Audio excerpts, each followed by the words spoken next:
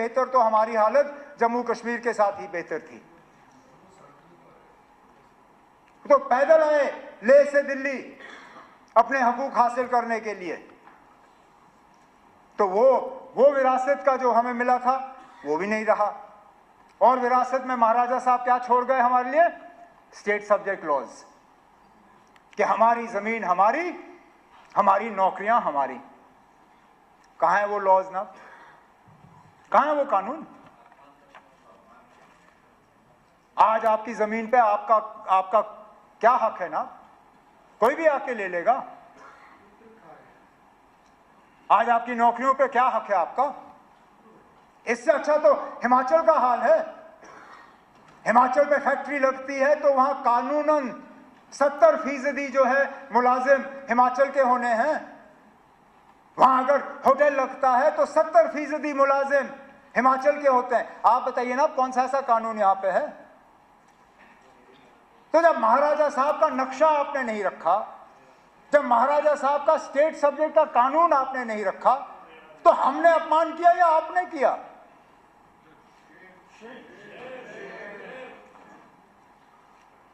लेकिन चलिए कर लिया। फिर 13 जुलाई पे आप नाराज हुए।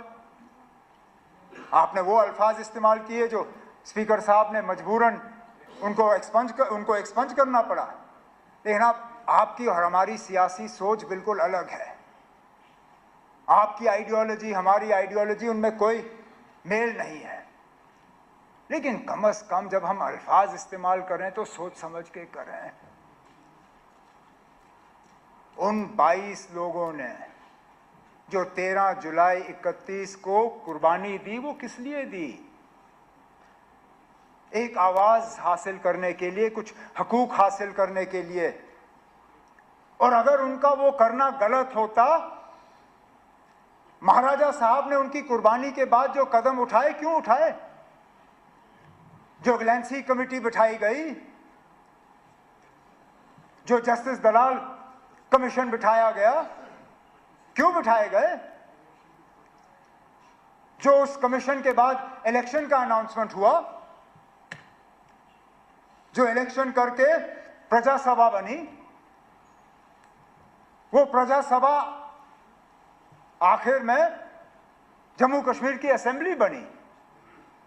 अरे नाब, जिन कुर्बानियों के बुनियाद पे ये असेंबली कायम हुई,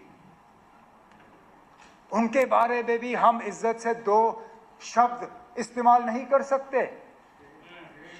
उनकी सिर्फ इतनी खता है कि वो मुसलमान थे, इतनी खता, ये मानिए आप। क्योंकि बाकी मुल्क में जहां शख्सी राज के खिलाफ आवाज उठी, वहां पे किसी ने उनको गद्दार नहीं कहा।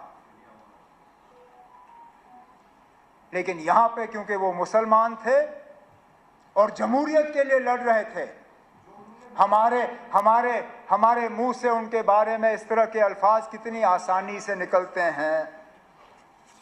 अब मैं बाकी इतिहास हिस्ट्री में नहीं जाऊंगा, क्योंकि मैंने तारिगामी साहब की तकरीर के बाद उनको एक पर्ची भेजी।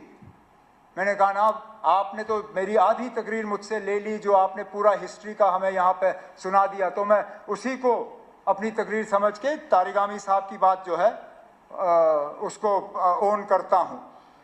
लेकिन आप ये मानिए, आप चाहे आप 13 जुलाई की छुट्टी रखें ना रखें, चाहे आप 5 दिसंबर की छुट्टी रखें ना रखें, उन लोगों की कुर्बानियों को यहाँ के लोगों के दिलों से कोई निकाल नहीं सकेगा।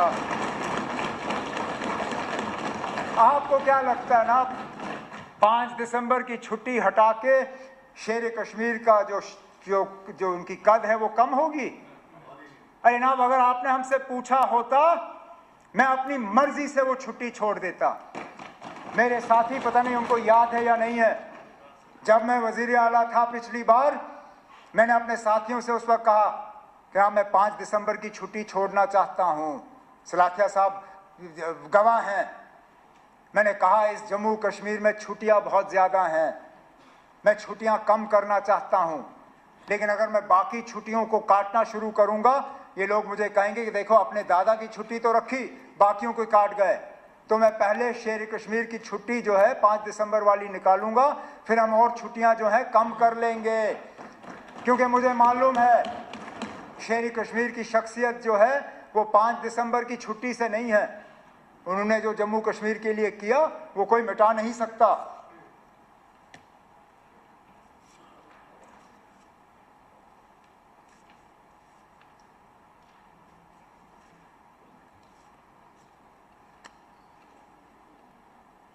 स्टेटहुड का रेजोल्यूशन, वो सारा कानून तो 370 हटने के बाद आया। तो फिर मैं पूछता हूं ना, क्या बेहतरी आई? करप्शन भी नहीं रुका, मिस गवर्नेंस भी नहीं रुका। अब ठीक है, आप कहते हो कभी नहीं आएगा, हम कहते हैं हम वापस लाएंगे। वो कहते हैं उम्मीद पे दुनिया कायम है। ठीक है ना, हम अपनी उम्मीद की दुनिया में रहेंगे, आप अपनी दुनिया में रहो, देखते हैं कौन सही निकलता है। लेकिन ये मुझे मत कहिए ना कि अब सुप्रीम कोर्ट का मोहर लग गया है। मैं वकालत नहीं जानता हूं, शायद मुझे नहीं मालूम अगर आपने वकालत की होगी या नहीं, लेकिन आपके आसपास काफी मतलब अच्छे हट्टे कट्टे वकील बैठे हैं ना। ये भी जानते हैं ना कि अदालत का फैसला दूसरी अदालत में टाला जा सकता है या बदलाया जा सकता है। सुप्रीम कोर्ट में 3 जज का बेंच जो है 5 जज का बेंच बदला सकता है, 5 जज का बेंच 7 जज का बेंच बदला सकता है। जब तक पूरा बेंच नहीं बैठता तब तक फैसले बदलाए जा सकते हैं। अब क्या इस तरह के हालात मुल्क में पैदा होंगे या नहीं होंगे, आप कैसे कह सकते हो ना?